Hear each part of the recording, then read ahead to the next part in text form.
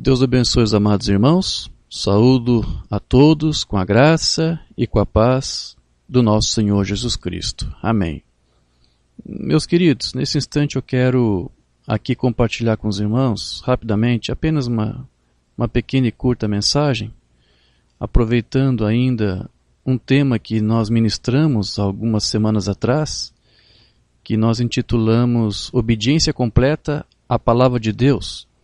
Apenas relembrando alguma coisa que nós comentamos naquele último estudo, nós comentamos sobre a importância de nós obedecermos integralmente a Palavra de Deus, a fim de nós podermos obter então os resultados dela, que são aquelas promessas que Deus promete para os seus filhos obedientes, ou seja, aqueles que guardam a palavra do Senhor, aqueles que são obedientes aos seus mandamentos, aos seus decretos, aos seus estatutos. Há benefícios para cada filho de Deus em decorrência dessa obediência.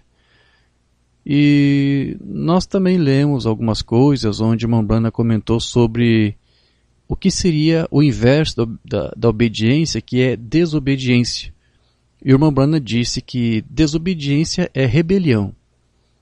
Então, quando alguém deixa de crer, é quando ele se rebela.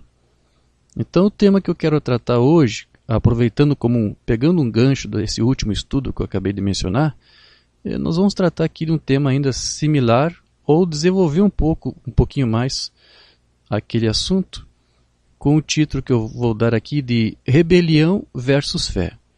Porque se você é crente, você vai ser obediente. Aquele que é desobediente, ou seja, aquele que é rebelde, é porque não crê. Então, há uma diferença aí. Há um oposto entre fé e não fé. Aquele que não crê é um rebelde.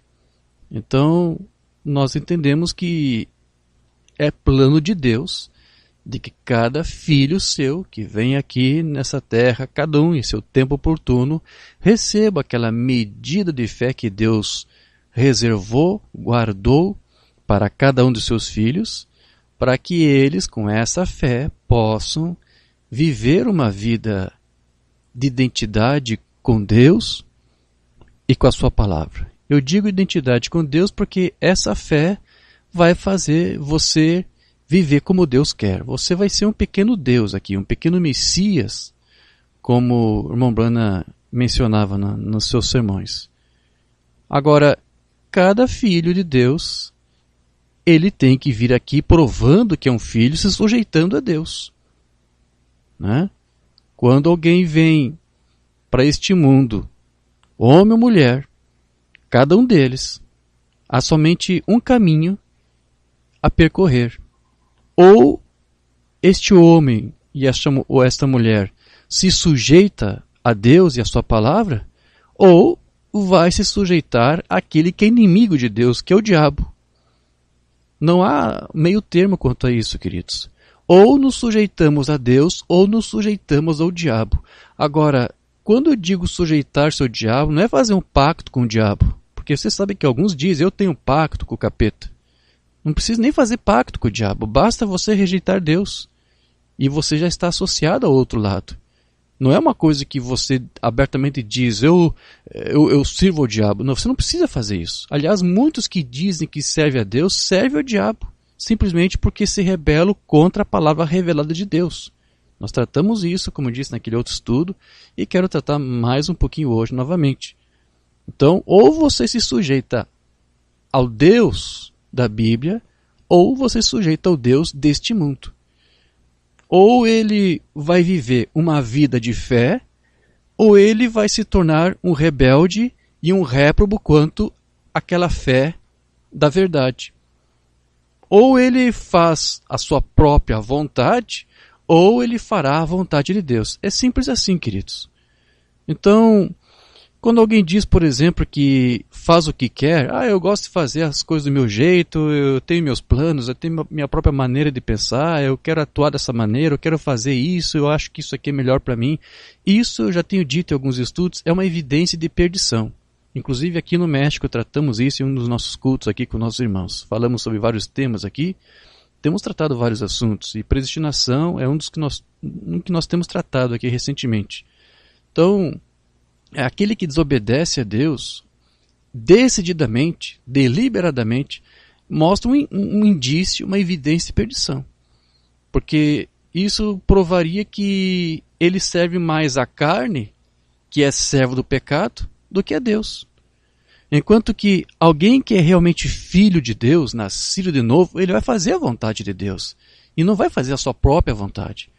Então, desde que o homem caiu lá no Jardim do Éden, após ele ter pecado, ele nunca desejou buscar realmente a Deus. Nunca se tornou um desejo seu salvar-se ou fazer a vontade de Deus, a não ser a sua própria vontade carnal.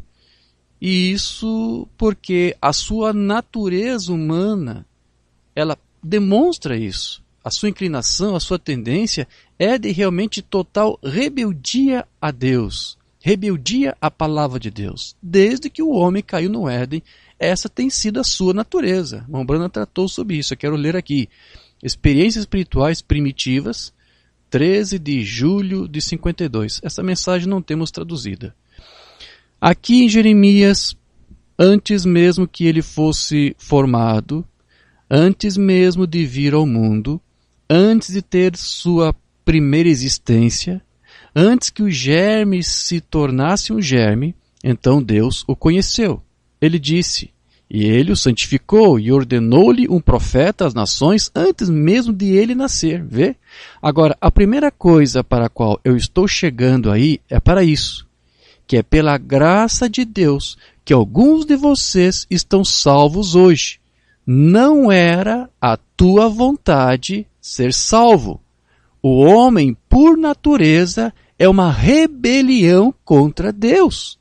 E ele se rebelou no jardim do Éden, caiu da graça e fugiu de Deus, e se escondeu de Deus.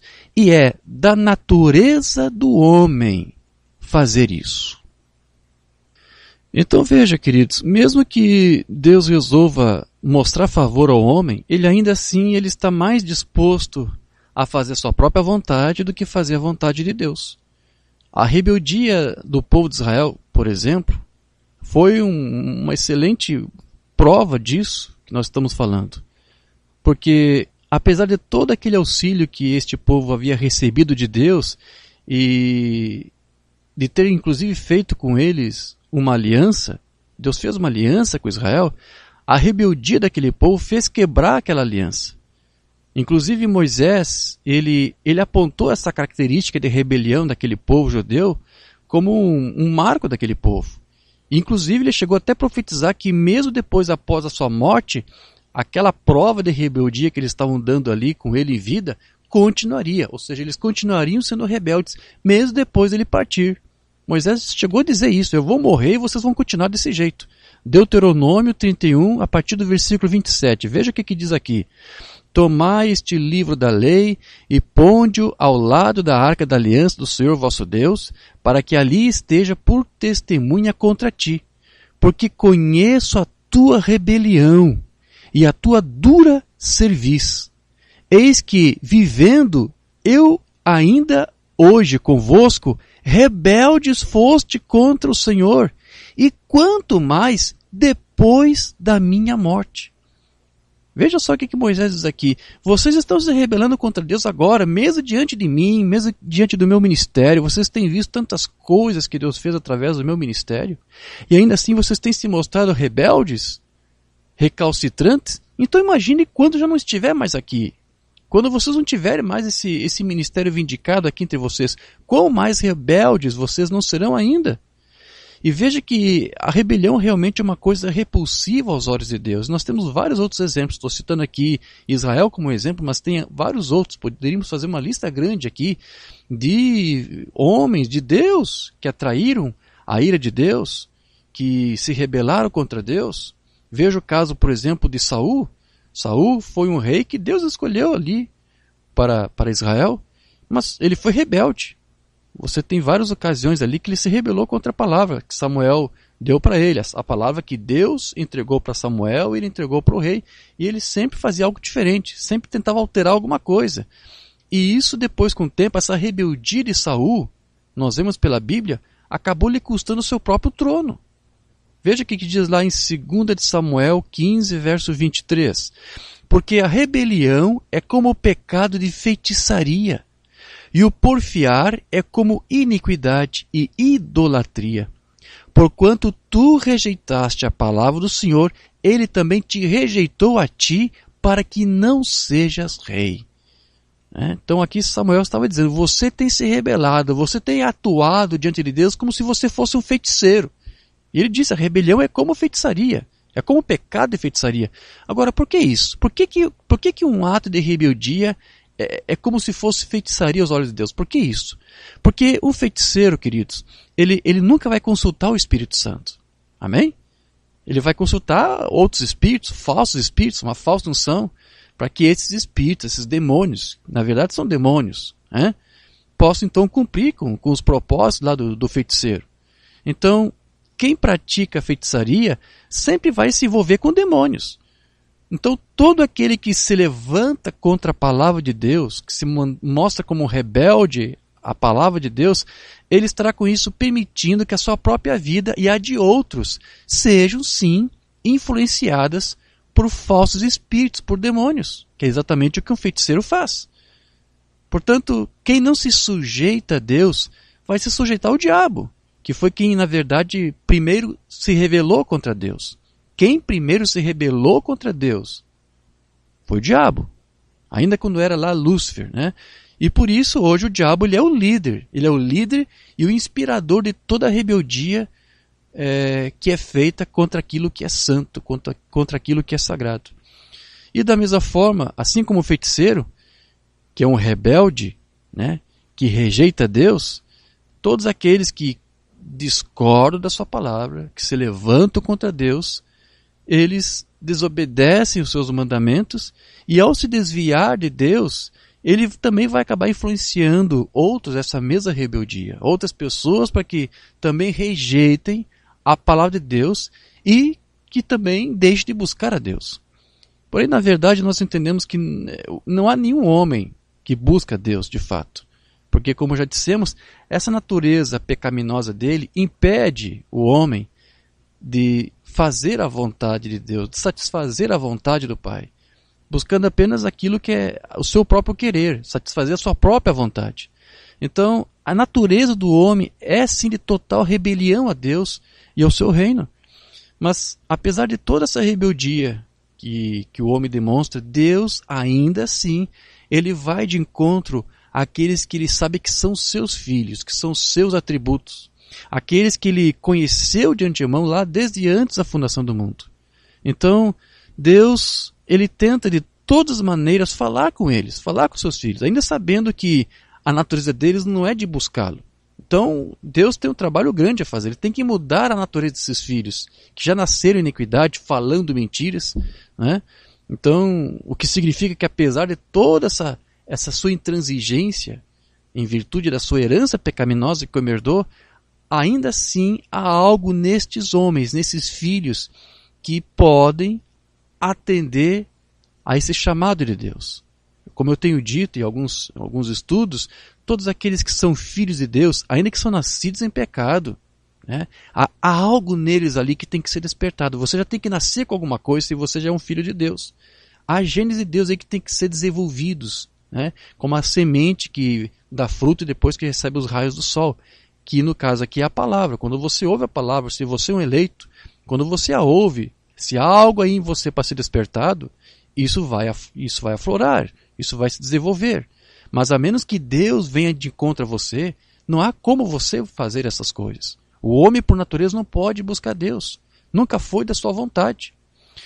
Numa mensagem que nós não temos traduzido, o irmão Branham vai dizer assim, na mensagem A Fé no Filho de Deus, 52. Como eu disse, ninguém busca a Deus. Deus busca o homem. O homem, em sua natureza, é uma rebelião contra Deus. Ele é contra Deus. Mas Deus ama o homem. Desde a queda no jardim do Éden, Deus ainda está chamando pelo seu filho. E ele chama a ele através do trovão, através do raio, através do pôr do sol, por meio da pregação do evangelho, através de sinais e maravilhas, através de profetas, através de milagres, através de visões, Deus falando ao seu povo. Então, Deus sabe como chamar a atenção de cada um dos seus filhos. Ele vai usar um profeta, ele vai usar um sinal, mas ele vai em busca dos seus filhos, ainda que eles, por natureza, não buscam, não querem. Nós, por natureza, somos contra Deus, somos inimigos de Cristo. E sendo assim, o homem, dessa forma, por natureza, um ser rebelde, então não há ninguém que, na verdade, possa, como diz as Escrituras, se justificar na presença de Deus. Não há ninguém diante de Deus que possa fazer o bem por si mesmo. Não há ninguém. É o que nós lemos lá em Romanos 3,10. Como está escrito, não há um justo, nenhum sequer, não há quem entenda, não há ninguém que busque a Deus, todos se extraviaram, todos, e juntamente se fizeram inúteis. Todos nós, inclusive nós que somos filhos, somos inúteis, porque estávamos extraviados. Não buscávamos a Deus, não entendíamos nada. Não há quem faça o bem, não há nenhum só. Então, como que foi que nós encontramos o caminho? Como que nós buscamos a Deus? Como que nós conseguimos entender? Se a palavra diz que não há ninguém que faça essas coisas, tem que ser Deus. Deus movendo o nosso ser, as nossas vidas, imprimindo em nossas vidas as marcas do caráter do seu Filho. Então, qualquer coisa boa que nós viermos a fazer, não somos nós que estamos fazendo, não. É Deus. Deus em nós. Deus em nós. Sua palavra em nós, se materializando. Quando fazemos algo de bom, queridos, é a palavra encarnada em nós que estará fazendo esta bondade, porque nós, a palavra diz, e tem que estar correto isto, não há ninguém que faça o bem. Então, se você faz o bem, é porque Deus, o Espírito de Deus que está em você, é que vai operar isso, é que vai fazer isto. Deixa eu ler algo onde uma banda trata sobre isso. Mensagem: se Deus está conosco, então onde estão os milagres? Todos os milagres. De 61. Aqui ele vai dizer assim: Pai, nós te agradecemos por tu nos deixar ver este ano de 61. É o último dia do ano aqui, 31 de dezembro de 61. É mensagem de final de ano. E nós oramos para que nos perdoes por todos os nossos pecados que cometemos ao longo deste ano. E se houve alguma coisa que fizemos e que foi boa, seja louvado o teu nome. Porque não fomos nós os indignos, mas foi tu, o Espírito Santo, que finalmente empurrou o seu caminho para a nossa vida, sobre a nossa condição de rebelião, e que fez algo que engrandeceu a Deus. Somos gratos que Ele fez isso. Veja como o Umbanda aqui enfatiza isso. Nós estamos numa condição de rebelião. Não temos como nós fazermos alguma coisa bem de boa. Somos indignos. Então, se fizemos algo de bom, Senhor, ao longo desse ano, não fomos nós. Foi o Teu Espírito se movendo através de nós para operar isto, para fazer estas coisas boas através de nós. Veja que nós há pouco aqui mencionamos aquela rebeldia crônica do povo de Israel. Mas nós devemos também nos lembrar que Moisés, ao atuar como um mediador para aquele povo, a fim de que Deus não consumisse aquele povo com a sua ira por causa da rebeldia deles, porque eles quebraram a sua aliança, mesmo assim Moisés intercedeu, foi um mediador. E isso porque Moisés estava ali atuando como um Cristo, porque na verdade Moisés estava ali como um tipo de Cristo. Mas isso só foi possível porque Cristo, na verdade, Deus estava ali em Moisés. A palavra estava ali encarnado, em carne humana ali, na forma daquele profeta. Então, não era Moisés que estava de fato ali intercedendo, intermediando. Era Deus no seu profeta. É o Espírito Santo em Moisés. E da mesma forma, querido, só estou dizendo isso para tomar isso como exemplo. Da mesma forma, a menos que Cristo esteja em nós, nós jamais vamos poder fazer algo de bom, algo que possa realmente refletir as obras de Cristo em nós. É Cristo em nós que vai ter que fazer isto. Vai fazer suas próprias obras através de nós. A mensagem Mombrana, a palavra falada é a semente original número 1, de 62. Lembro-me de uma vez de um homem chamado Moisés. Aquelas pessoas constantemente, nós chamamos isso em nossa expressão sulista, o agravaram. Simplesmente o mantinham constantemente em movimento, ou seja, o povo de Israel estava sempre arrumando problemas para Moisés. E todos com um murmúrio ou com uma queixa e assim por diante. Mas Moisés, quando chegou a hora do confronto, quando Deus disse, separa-se deles, porque eu vou levar você e vou começar uma outra nação. Moisés se lançou no caminho da ira de Deus. Ele disse, tome a mim e não o povo, o qual lhe chamou de rebeldes, rebelião contra Deus e contra ele. No entanto, ele os amou tanto, até que disse, leve a mim e salve-os.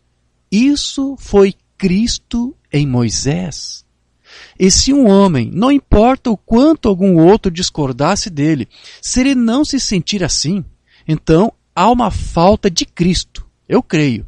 Se do seu coração, não dos seus lábios, mas do seu coração, se ele não se sentir assim em relação à humanidade.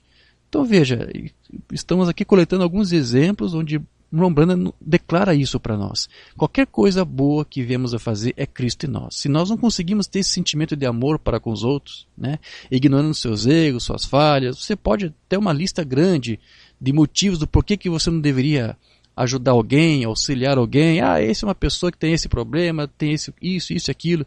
Mas aqui o profeta está nos ensinando. Se você não tem Cristo em você, você nunca vai ter um respeito para a comunidade. Você nunca vai realmente ter um amor sincero para com o teu próximo. Tem que ser Cristo em você para despertar em você esse tipo de amor. Mas veja, de qualquer maneira, então, não vai ser nós. Qualquer coisa boa que fizermos, qualquer gesto, não vai ser nós, mas é Cristo em nós. E o apóstolo Paulo, ele nos disse que o que faz com que Cristo vive em nós é nós vivermos a mesma fé dele, de Cristo. Cristo vai viver em nós se nós vivermos a fé dele. E você sabe que fé é uma revelação. Então, para que Cristo vive em você, para que as obras de Cristo se reflitam em você, ou seja, para que você deixe de ser um rebelde, você tem que ter a fé dele. Lembre-se que eu dei o título dessa mensagem de rebeldia ou rebelião versus fé. Então, se você não quer ser um filho rebelde, mas um filho obediente, você vai provar isto tendo fé. E não é qualquer fé, é a fé de Cristo. Porque Paulo disse que Cristo só vivia nele porque ele tinha a fé de Cristo. Gálatas 2:20. Já lemos isso várias vezes, não custa nós lermos aqui novamente. Já estou crucificado com Cristo e vivo não mais eu, mas Cristo vive em mim. As obras que você vê eu fazendo, não é eu. É Cristo em mim fazendo. Não há nada de bom em mim, eu sou um rebelde. Por natureza sou um rebelde. Mas as coisas boas que você vê fazendo, o evangelho, os sinais, não sou eu, é Cristo em mim. É Cristo que vive em mim. E a vida que eu agora vivo nessa carne, viva na fé do Filho de Deus. Não no Filho. Ele não disse que fazia coisas boas porque ele cria no Filho. Não. Ele disse que fazia essas obras porque ele tinha a fé do Filho, o qual me amou e se entregou a si mesmo por mim. Agora veja, o apóstolo Paulo, como eu disse, não está aqui falando de uma outra fé, no caso dele.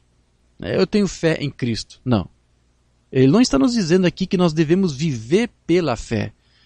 Para um leitor um pouco desatento, pode até parecer que seja isso que Paulo aqui está dizendo, mas observe como Paulo escolhe aqui as suas palavras. Observe que ele disse aqui, a vida que agora vivo na carne, eu vivo pela fé do Filho de Deus.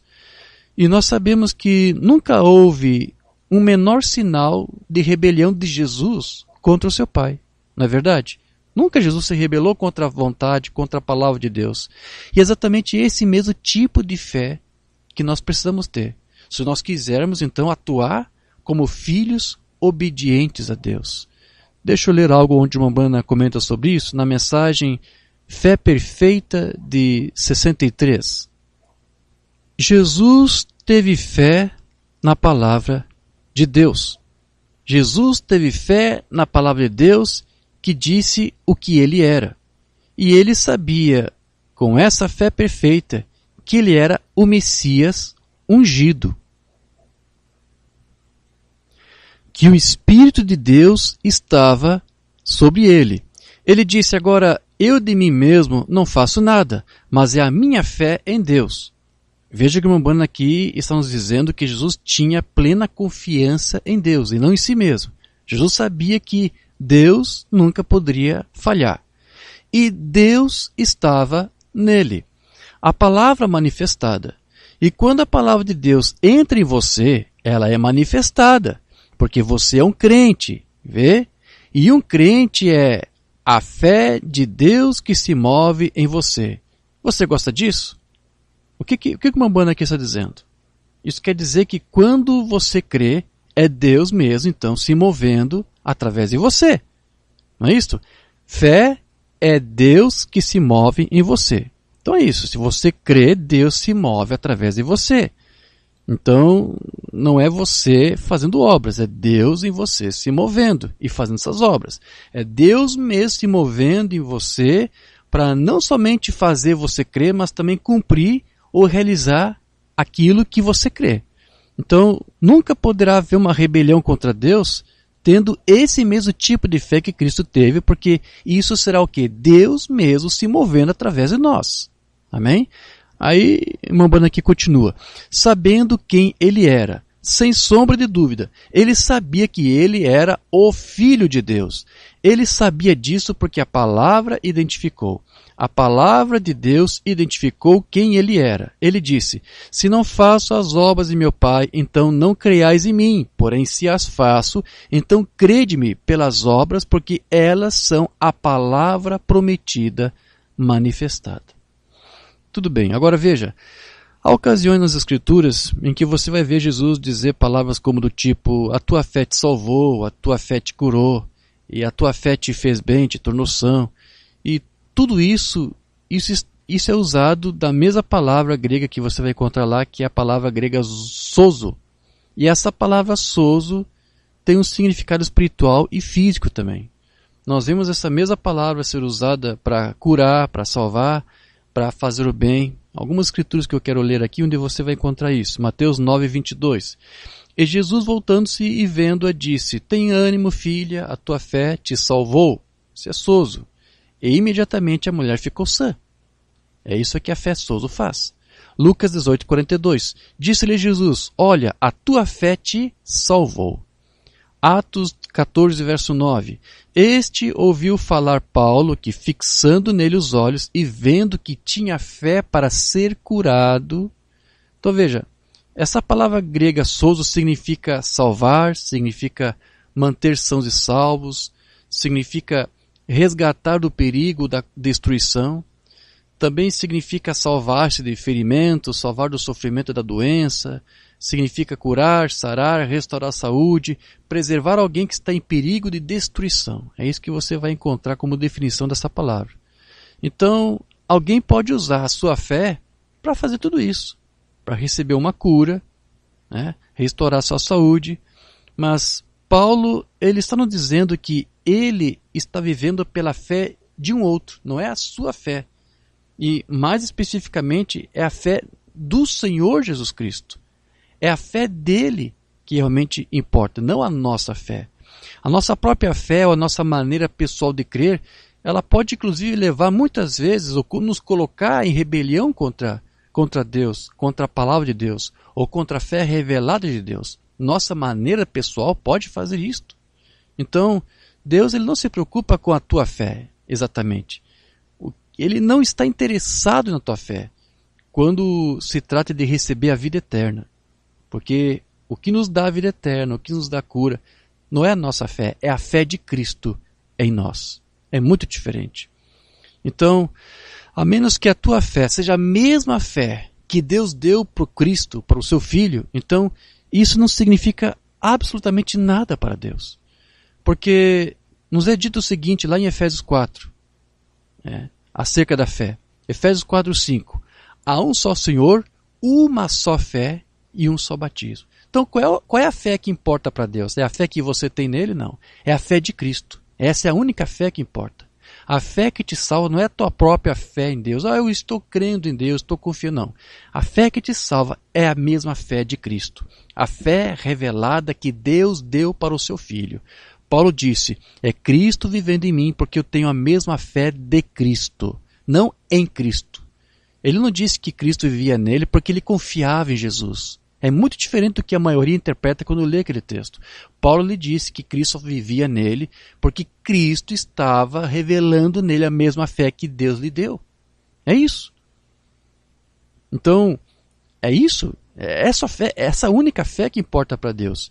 Então não existe outra fé. Não existe outro Senhor, não existe outra fé, não existe outro batismo. Né? Um só Senhor, uma só fé e um só batismo, diz aqui. E esse batismo, que batismo é esse? Não é batismo nas águas, é o batismo do Espírito Santo, que é o selo da redenção. É disso que Paulo aqui está falando. Veja que ele também vai dizer lá em 1 Coríntios 12, verso 13. Porque em um só Espírito somos todos batizados em um só corpo. É esse batismo aqui que importa para Deus. Amém? O batismo nas águas é um testemunho público perante os homens. Mas na verdade é o batismo do Espírito Santo que vai provar que realmente você é propriedade dele. Que você realmente se entregou a ele até o ponto de que ele é o teu Senhor. De que ele realmente é o dono de você, da tua vontade. De que realmente você não é mais um rebelde por natureza. Você realmente foi transformado. É esse batismo aqui de Espírito que vai realmente mudar a tua natureza. Vou ler algo mais que uma banda disse aqui numa outra mensagem. O único lugar de adoração provido por Deus. Está vendo quem é a porta? Onde Deus pôs o seu nome? Em Jesus. Não é isso? No seu filho. Né? O nome do filho é qual? Jesus. E aqui uma banda disse, este é o nome de Deus. Deus deu para o seu filho o seu mesmo nome. Então Deus se chama Jesus, seu filho também se chama Jesus. Amém. Como você entra em seu nome? Como entra ali? Sendo batizado ali. Mas como? Por água? Pelo Espírito. Um Senhor, uma fé, um batismo. Esse é o batismo do Espírito Santo. O batismo em água somente o põe em companheirismo com o povo. Ajuda aí a afirmar, né, oficialmente aí um testemunho de que você encontrou o seu chamado, de que você ouviu a voz da mãe águia, você como uma águiazinha aqueceu, né, foi condescendente a esta voz. É apenas um testemunho aí para você ter um companheirismo com os irmãos. Amém. Que você reconheceu, que aceitou a Cristo. Essa é a verdade. Mas é o batismo do Espírito Santo que importa. Eu posso invocar o nome de Jesus sobre você e batizar você. Isso não faz que seja assim. Todavia, uma vez que o Espírito Santo realmente, a palavra genuína entre você, a palavra Jesus, então, irmão, a mensagem não é segredo para você, então. Você a conhece, irmão. Ela está toda iluminada perante você. Louvado seja Deus. Amém? É isso, queridos. Quando realmente a palavra genuína está em você, então não há mais rebelião. Você não está mais naquela condição horrível de rebeldia contra Deus. E veja, é a fé revelada ou a palavra vivendo em você que torna você um filho obediente. Mombrana disse que um filho desobediente é alguém que é rebelde, como nós dissemos. E isso porque ele não crê na palavra de Deus, não crê na palavra revelada. No último estudo que ministramos sobre a obediência a Deus, mencionamos essa leitura que eu vou fazer agora novamente, onde Mombrana disse, ele determina para nós, especifica o que é desobediência. Isso está na mensagem, o Deus desta era maligna. Desobediência significa rebelião. Eu procurei isso no dicionário, com certeza. Rebelião. Agora, rebelando-se contra o quê? A palavra revelada de Deus. E você sabe que fé é o quê? É uma revelação. Revelação do quê? Da palavra de Deus. Fé é quando você tem a revelação da palavra de Deus.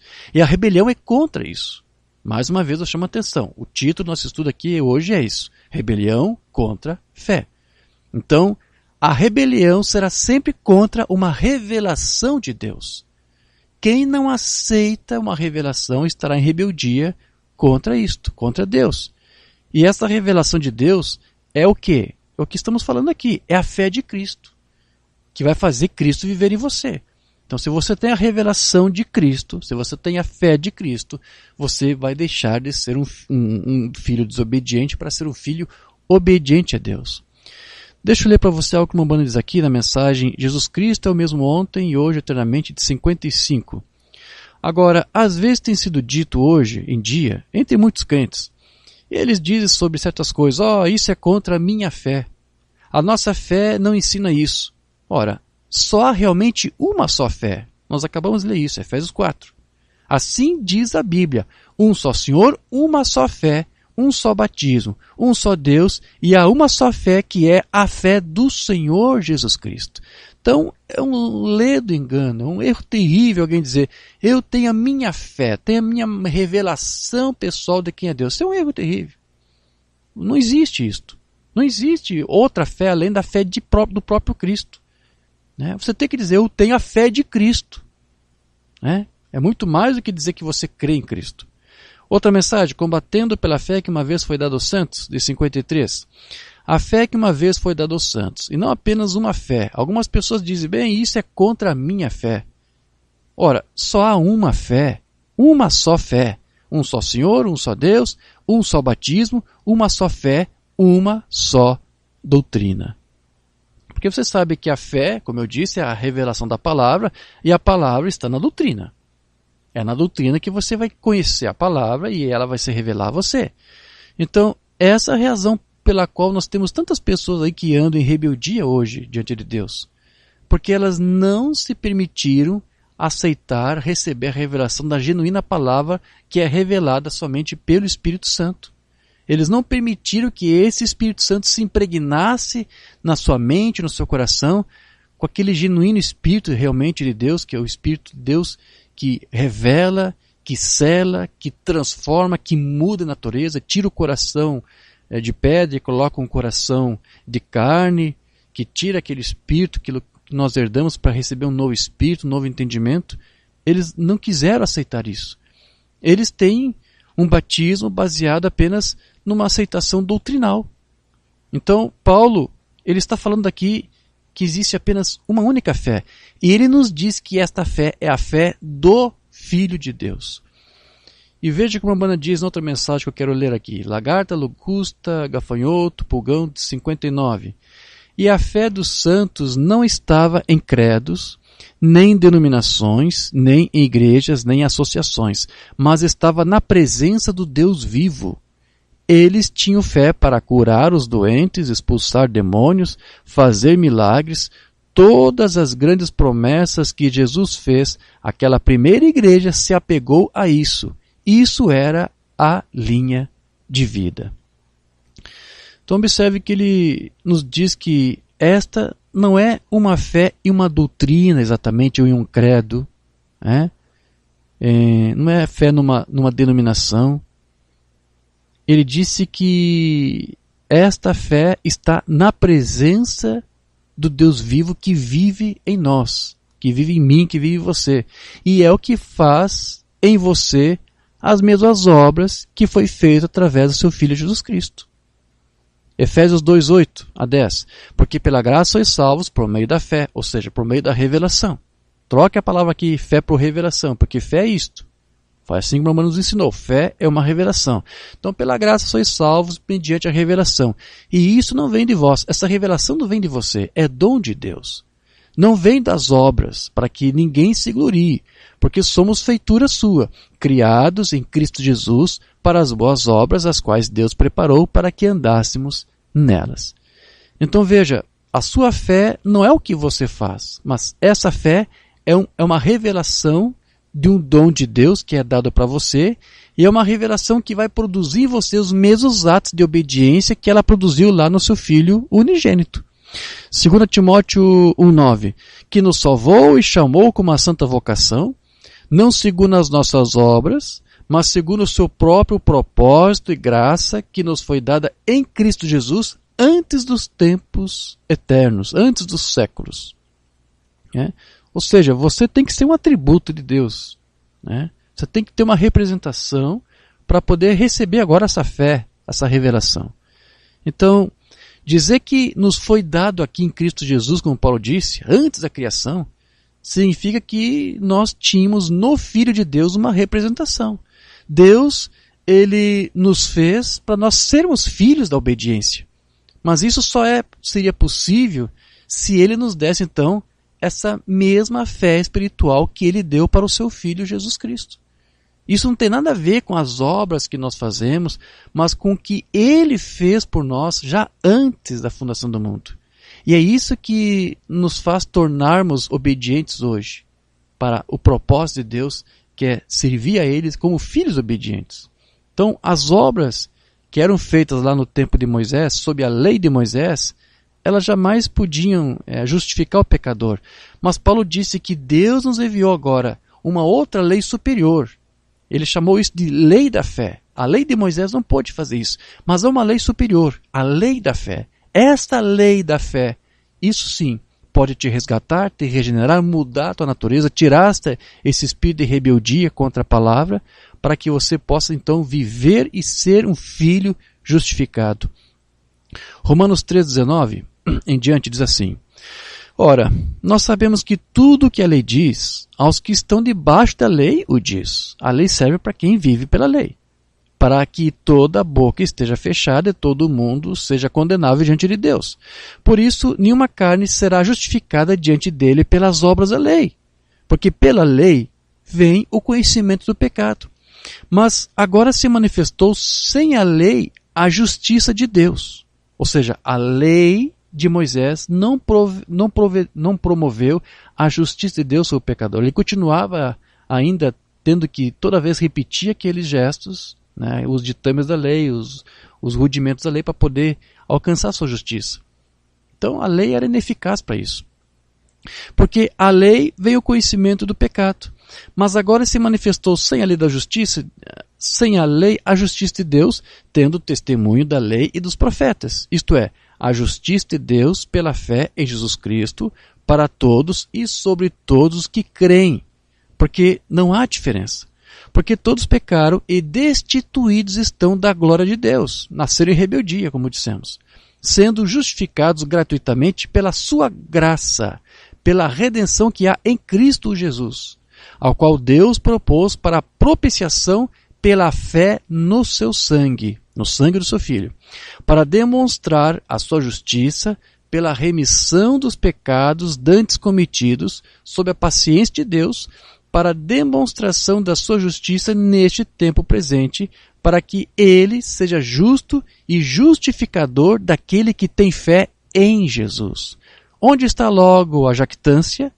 Está excluída. Pela qual lei? Das obras? Não, mas pela lei da fé. Aqui está, lei da fé. Há uma lei que é superior à lei de Moisés. Paulo chama a lei da fé. Concluímos, pois, que o homem é justificado pela fé sem as obras da lei. Ou seja, em outras palavras, não é nada que você tenha que fazer o que você fez, mas é simplesmente o que Deus já fez por você. Fez por você, para você, em meio a você, através de você. Portanto, o que existe de preocupante é o fato de que as pessoas, ao longo do tempo, elas chegam ao ponto em que elas perdem de vista esta fé de Cristo e olham somente segundo a sua própria ótica, segundo a sua própria fé, como sendo a coisa mais importante. E é aí que começa então a rebelião. Porque como a fé é uma revelação, então isso significa que quando eles perdem essa visão da fé, eles estão perdendo de vista a revelação de Deus. E passam, por consequência, a andar segundo a sua própria revelação. O irmão Branham, ele nos ensinou que a maior de todas as revelações é a divindade suprema de Jesus Cristo. Agora, cada um tem sua própria visão ou fé do que é essa suprema divindade de Jesus. Então, você precisa entender que, por revelação, a divindade está sendo refletida em nós através do seu Cristo e através da palavra revelada. E para que isto? Para que importa nós conhecer essas coisas? Por que você tem que entender esta revelação da divindade? Porque você tem que entender o relacionamento que havia entre o Pai e o seu Filho, e que ainda há hoje, para que também desse mesmo modo, você possa também entender qual é o relacionamento que você tem que ter, ou que Deus tem com você como filho seu. Então, por essa revelação é que você vai viver. Mensagem de irmão Branham, o arrebatamento. Mas para a igreja, a noiva, o arrebatamento é uma revelação para ela. É revelado a ela. A revelação. A verdadeira noiva de Cristo está esperando por essa revelação do arrebatamento. Agora, é uma revelação, porque a revelação é fé. Não se pode ter uma revelação sem que seja fé. Fé é uma revelação, porque é algo que lhe é revelado. Fé é uma revelação. Fé é algo que lhe foi revelado, como foi a Abraão, que podia chamar qualquer coisa contrária ao que lhe havia sido revelado, como se não fosse assim. Agora, fé, é isso que é fé. É a revelação de Deus. E a igreja está edificada sobre uma revelação. Todo o corpo inteiro. Amém. Então, observe aqui que se a fé é uma revelação, essa revelação somente é a revelação de Deus. Não é a revelação de alguma outra coisa. Obras é fé expressada. Agora, a fé é uma revelação de Deus. Fé é uma revelação. Aí é onde eu quero ficar, só um momento. É uma revelação. Ele revelou a você por sua graça. Não é nada que você fez. Você não trabalhou por si mesmo para a fé. Você já tem fé. Ela é dada a você. E toda a igreja de Deus está edificada sobre a revelação. Portanto, queridos, nunca devemos subestimar a importância da revelação. Porque é pela revelação que nós somos salvos, é pela revelação que nós somos curados, é pela revelação que nós somos justificados, é pela revelação que somos santificados, é pela revelação que nós recebemos o Espírito de Cristo em nós, para que Cristo vive em nós, é pela revelação que nos é dado o nascimento na família de Deus, para que nós possamos viver como filhos obedientes. Paulo, ele disse que, além de haver uma só fé, ele disse que também há um só Senhor. Porém, Jesus só se tornou Senhor quando? Quando Deus, que é o Senhor, que é o Espírito Santo, entrou nele. Então ele se tornou o Senhor, ele se tornou o Cristo, o ungido. Mas isso não cria ali dois senhores ou dois Cristos. Não. É o Senhor, Deus, habitando no seu Cristo. Ali no Jordão, os dois se tornaram um só. E da mesma maneira, quando esse Espírito de Cristo está em nós, nós então nos tornamos um com Ele e nós somos então vivificados em nossos espíritos. Isso tampouco vai fazer de nós dois senhores. Nós também seremos um só, assim como Cristo, o Filho, é um com Deus.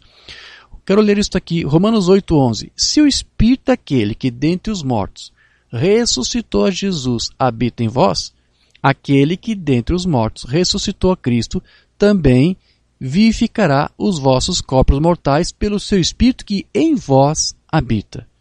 Então, Paulo está falando que aquele mesmo que viveu lá em Jesus Cristo, ele passa agora a viver em você. Então, eu pergunto para você, pode esse Espírito nos tornar rebeldes à sua própria palavra revelada para nós? É impossível. Porque nós passamos a fazer as mesmas obras de Cristo, se Cristo estiver em nós. Então, tudo isso, isso acontece como? Naturalmente. Você não faz nada por pressão, você não precisa dissimular, você não precisa personificar nada, é o próprio Cristo fazendo em você. Agora, se a igreja, como nós dissemos, perdeu de vista essa revelação de Jesus Cristo, então ela vai estar sem Deus. E foi isso que o apóstolo João disse. 1 João 5,10 em diante. Quem crê no Filho de Deus, quem tem a revelação de Cristo, ou quem tem a mesma fé de Cristo, em si mesmo tem o testemunho. Quem a Deus não crê, mentiroso fez, porquanto não creu no testemunho que Deus de seu Filho deu. E o testemunho é este, que Deus nos deu a vida eterna, e esta vida está em seu Filho. Quem tem o Filho, ou quem tem a fé do Filho, tem a vida. Quem não tem o Filho, quem não tem a fé do Filho, não tem a vida. Agora você sabe que em vários estudos, como por exemplo o do irmão Brian, ele sempre explica para nós que essa palavra tem aqui, lá no grego, é ecoar. Né? Então, dizer que você tem o Filho, a vida do Filho, significa que você ecoa. Né? Significa que se nós temos o Espírito que estava no Filho, nós seremos semelhantes a Ele em ações, em palavras, porque nós vamos ecoar o Filho. Nós vamos ecoar a mesma vida dele. A fé dele em nós nos faz ser obedientes exatamente como o Filho foi. 2 João 1,9. Todo aquele que prevarica, ou seja, todo aquele que ultrapassa os limites, que vai além daquilo que a palavra diz, é isso que quer dizer essa palavra? Ou vou explicar mais daqui a pouco. Todo aquele que prevarica e não persevera na doutrina de Cristo, não tem, outra vez aqui, não tem, ou seja, não ecoa, não reflete a Deus. Quem persevera na doutrina de Cristo, este ecoa, tanto ao Pai como ao Filho.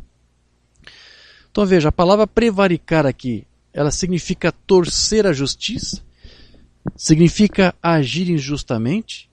Em outras palavras, prevaricar significa ter um espírito e um coração errado, de rebeldia, e se ele também não persevera na doutrina de Cristo, então ele vai acabar atentando para uma doutrina errada. Como dissemos logo no início, se você não serve a Deus, você vai servir a um outro espírito.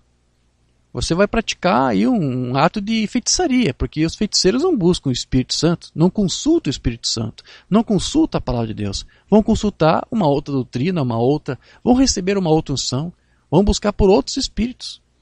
Então, ou você serve a Deus, ou você serve ao diabo. Porque ter a doutrina de Cristo é ter a doutrina certa. Rejeitar essa doutrina, você vai receber uma outra coisa no lugar dela. Né? Um espírito vai vir aí para preencher esse espaço. Com uma falsa unção, com uma doutrina errada, com um espírito errado, com um coração errado. E uma pessoa que faz isso, João disse, ele não tem Deus, ele não ecoa Deus. Você nunca vai ecoar Deus com uma falsa doutrina, com uma falsa fé. Não importa o quanto essa unção possa até estar sobre ele. Ainda que ele alegue dizer, eu tenho unção de Cristo, eu tenho dons, de nada vai adiantar ele dizer que foi batizado no nome do Senhor Jesus Cristo, se o seu cérebro também não foi batizado e limpo. Porque uma banda disse que nossos cérebros também precisam desse batismo. Ou seja, a tua mente tem que ser mudada, tem que ser transformada. Você tem que ter a mente de Cristo. Então, só porque você está ecoando tanto o Pai como o Filho, não significa que você está dizendo duas coisas diferentes. Porque o Pai e o Filho são um só, estão em unidade. Você vai também ser uma unidade com o Pai. Você não vai ser Ele e você dois senhores. É um só Senhor aí, é uma só doutrina aí sendo manifestada. O Filho ecoou o Pai e nós vamos ecoar o Filho, porque a vida do Filho é a vida do Pai nele. E é o mesmo eco deste Filho, o nosso irmão mais velho, que vai ser ecoado nos seus outros irmãos. Nós todos, dessa grande família de Deus, vamos ecoar uma só fé, uma só doutrina. Não pode haver rebelião em alguém que está com a sua vida refletindo e ecoando Deus e o nosso Senhor Jesus Cristo. E veja, Deus, ele tem prazer naquela alma que ecoa esta mesma fé do seu Filho. Porém, Deus ele não se agrada daquele que se recusa ou mesmo rejeita essa revelação, principalmente depois de tomar conhecimento dela. Se fosse um ignorante, tudo bem, mas depois que toma conhecimento e ainda rejeita, Deus não se agrada. Veja o que diz lá em Hebreus 10:38. Mas o justo viverá da fé. E se ele recuar, a minha alma não tem prazer nele. Sim, porque veja, se ele recuar, isso é um gesto, é um ato de rebeldia. E nós tentamos dizer aqui que a rebeldia é uma coisa que atrai a ira de Deus. Para ele é como idolatria, é como feitiçaria. Deuteronômio 9:7 diz assim: lembra-te e não te esqueças de que muito provocaste a ira ao Senhor teu Deus no deserto, desde o dia em que saísses do Egito até que chegasses a esse lugar. Rebeldes fostes contra o Senhor. Então, todo o ato de rebeldia atrai a ira de Deus, queridos. É por isso que entender este relacionamento entre o pai e o filho, da obediência que o filho prestou ao pai, ele é muito importante porque isso é a expressão da revelação de Jesus Cristo. E da mesma maneira como Deus estava em Cristo e que agora está em você, então você vai poder refletir isto, esse mesmo gesto de obediência que Cristo teve. E recuar de tudo isso aqui significa que você não tem parte com Cristo. e que você também não é dele, você não é parte de Cristo. O apóstolo Paulo disse lá em Romanos 8:9, vós, porém, não estáis na carne, mas no Espírito, se é que o Espírito de Deus habita em vós. Mas se alguém não tem o Espírito de Cristo, esse tal não é dele. Se não ecoa Cristo em sua vida, mostra que ele ainda está em rebeldia. E lembre-se que ele também disse que o justo, ele viverá por esta fé, por esta revelação. Então, o que ele está nos dizendo aqui é que nós vivemos pela mesma fé pela qual Jesus viveu. A mesma revelação que Jesus teve de seu relacionamento com o Pai é a mesma revelação pela qual nós também devemos viver. Então, isso significa que a diferença está na revelação e não exatamente na unção. Porque alguém pode até dizer que tem a unção de Deus, a unção do Espírito Santo, e ainda assim ser um rebelde. Veja que Paulo uma vez mencionou isso. Ele usou um salmo para tratar desse assunto. E vamos ler o salmo que ele mencionou. Esse é o Salmo 68, verso 18. Tu subiste ao alto, levaste cativo o cativeiro, recebeste dons para os homens e até para os rebeldes, para que o Senhor Deus habitasse entre eles. Aqui diz que até mesmo rebeldes receberiam aí os dons, receberiam uma unção para até fazer sinais ou falar em línguas, né? Aqui diz que alguns, embora fossem rebeldes, poderiam receber uma unção do Espírito Santo. Eu lembro do tempo aí que eu pertencia a uma denominação pentecostal.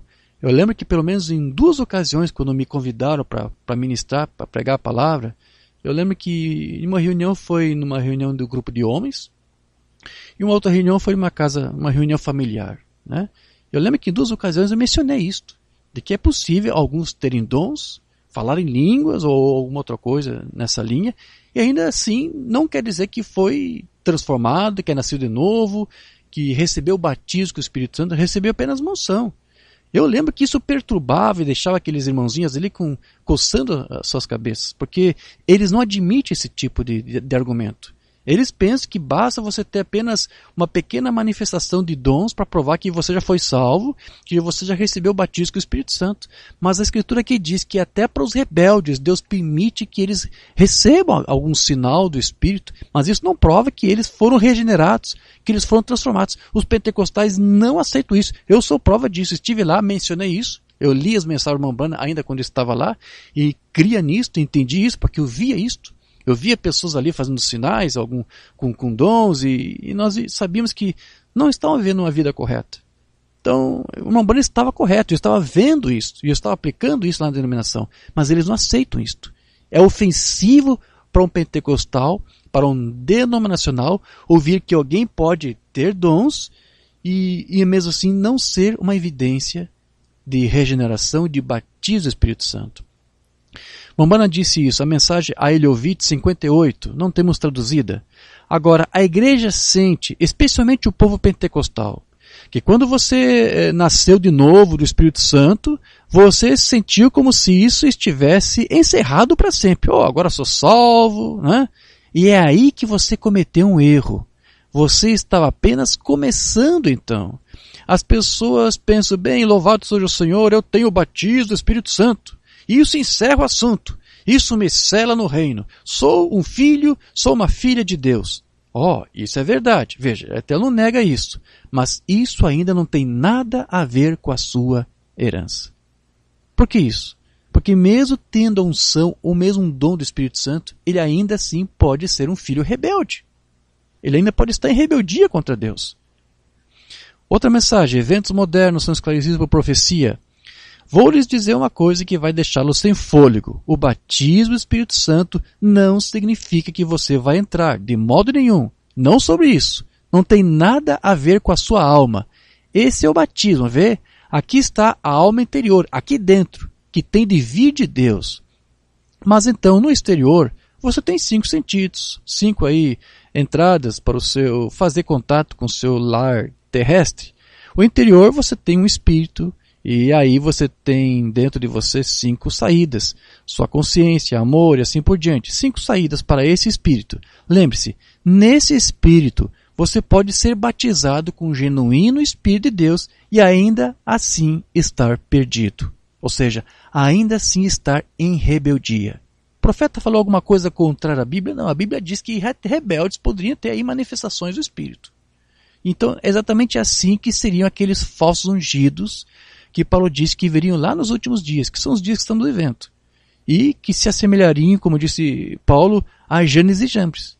Eles podem ter uma unção genuína e ainda assim serem rebeldes e resistirem à revelação. 2 Timóteo 3,8. E como Janes e Jambres resistiram a Moisés, assim também estes resistem à verdade, sendo homens corruptos de entendimento e réprobos quanto à fé. Réprobos, reprovados quanto à fé. Por que isso? Porque se mostraram rebeldes. Ainda que eles digam que tinham uma unção. Ainda que eles digam que tem uma coisa muito parecida com o original. Porque foi isso que os Janes e Jambres fizeram. Se você quer crer em Moisés, se você quer aceitar Moisés, vocês podem aceitar nós também.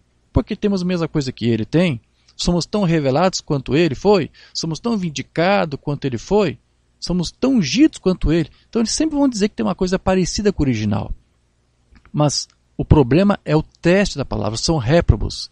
São réprobos quanto à fé. Isso quer dizer então que eles são rebeldes. Então, a fé seria o quê? A revelação. Né? Paulo, ele nos adverte que vão surgir homens que serão réprobos, porque são reprovados quanto à revelação. Eles vão até tomar conhecimento, mas não vão aceitar, vão se rebelar contra ela. E, na verdade, eles até podem possuir alguma revelação, mas ela é totalmente inútil. Mas aqueles que recebem a verdadeira revelação da palavra, esses sim é que são obedientes e que se tornam perseverantes a essa revelação e até o fim. 2 Timóteo 4,7. Combati o bom combate, acabei a carreira, guardei a fé. Ou seja, guardei a revelação. Mas por quê? Porque já é Cristo vivendo nele. É por isso que Paulo diz que não devemos nos preocupar com aqueles que não creem. Porque a sua incredulidade, ela não vai poder anular esta verdade da palavra revelada para aqueles que são filhos predestinados. Porque só para os filhos predestinados é que essa palavra realmente vai ser revelada. Romanos 3:3-4. Pois que, se alguns forem incrédulos e a sua incredulidade aniquilará a fidelidade de Deus? Ou vamos pôr de outra maneira aqui. Se você prega a palavra e alguém rejeita, se você sabe que o que você pregou é a palavra, você acha que a palavra vai deixar de ser verdadeira só porque alguns não creram nela? Não. A palavra vai continuar sendo fiel. Só porque alguns se rebelam, a palavra vai continuar sendo o que ela é. Então, de maneira nenhuma, sempre seja Deus verdadeiro e todo o homem mentiroso. Como está escrito, para que seja justificado em tuas palavras e venças quando fores julgado. Então veja, mesmo que todos rejeitem a palavra, mesmo que todos se rebelem contra a palavra, ela ainda assim vai continuar sendo aquela única fé e aquela única doutrina verdadeira. E nós temos que agradecer a Deus porque nós podemos estar aqui como suas testemunhas, como filhos obedientes e declarar o seu reino pelos 4 cantos aqui. E nós vamos fazer isso, com certeza, até que ele volte. Porque, como dissemos, não é nós. Não será nós, mas Ele em nós. Cristo em nós, fazendo esta obra. Amém, queridos. Vamos orar ao Pai. Amado Pai Celestial, nosso Deus querido, obrigado, Senhor, pelo tempo que tivemos para aqui meditar na Tua Palavra. Como dissemos, Senhor, temos vários exemplos na Tua Escritura do que filhos rebeldes colheram. Qual foi o resultado deles por se rebelarem contra Ti? E mais uma vez hoje entendemos que eles se rebelaram contra uma revelação, contra uma fé. Mas todo o bem que fizermos não será porque nós se esforçamos em obedecer a Ti, mas porque Tu nos deu o mesmo Espírito que estava em Cristo para vivermos uma vida de servidão, de aquiescência, de entrega, de rendição a Ti. E é isso que nós queremos, Senhor. Pode ser que uma vez ou outra nós ainda se mantemos ainda como rebeldes em alguma coisa que fazemos, ou que falamos, ou que pensamos. Senhor, nos corrija nessas coisas, Senhor. Que a revelação seja completa em nossas vidas. Que a transformação seja completa. Não queremos prestar a Ti uma obediência parcial, mas total, integral. como o teu profeta disse, todo o corpo de Cristo está edificado sobre a fé, que é a revelação. E por isso, Senhor, nós nos tornamos obedientes por causa dessa revelação dessa fé que está em nós. Que o teu Cristo possa viver em nós e que essa obediência, que foi uma marca do teu Filho, possa ser vista, presenciada e manifestada em nossas vidas. Ajude-nos, Senhor, a servir a Ti, a viver para Ti, que Tu possas continuar manifestando o Teu mover em nossas vidas, porque sabemos que se estamos aqui confessando isto, não é uma obra nossa, não estamos buscando isto, mas foi Tu que nos buscou. Teu profeta nos deixou claro isso. Não há ninguém na sua natureza humana que Te busca, que se interessa. Muitas vezes, na verdade, todas as vezes em que Tu buscaste os Teus filhos, eles aceitaram a Ti contra a sua própria vontade, porque a sua natureza nunca buscou a Ti. Mas Tu nos viu desde antes da fundação do mundo. Tu viu algo em nós que deveria ser alimentado e despertado. E agradecemos, Senhor, porque Tu nos socorreu nesse tempo do fim. E se Tu não fizeste isso, nós continuaríamos ainda mortos em pecados e delitos, mortos em nossa rebelião contra Ti e contra a Tua palavra. Então, ajude-nos, Senhor. E que, embora nós confessamos isto, e vejamos alguns sendo recalcitrantes, e não crentes, não na nossa, mas na Tua revelação, ajude-nos, Senhor, a mantermos fiéis a essa revelação, até que Tu voltes. E que, ao voltar, Tu encontre aqui nossas vidas como testemunho fiel do Teu reino, porque não temos outro desejo a não ser proclamar o Teu reino até que Tu voltes. Ajude-nos, Senhor. Ajude-nos em tudo mais que nós precisamos. Nós confiaremos nisso, colocaremos isso como nosso primeiro propósito. E as outras coisas, as nossas necessidades, aquilo que precisamos, seja uma cura divina, uma porta de emprego, sejam todos os problemas que faz parte dessa dimensão humana, nós confiamos e descansamos que Tu irás suprir cada uma das nossas necessidades, porque sabemos que Tu cuida de nós. Então, Senhor, ajuda o Teu povo. É o que nós Te pedimos e Te agradecemos, no nome de Jesus Cristo. Amém. Amém, meus queridos. Eu encerro aqui esse nosso estudo, crendo e confiando que isso possa, de alguma forma, apesar da sua simplicidade e humildade, que isso possa ter lhe ajudado. Tenham todos um bom início de semana, um bom início de mês e que Deus vos abençoe no nome de Jesus Cristo. Amém.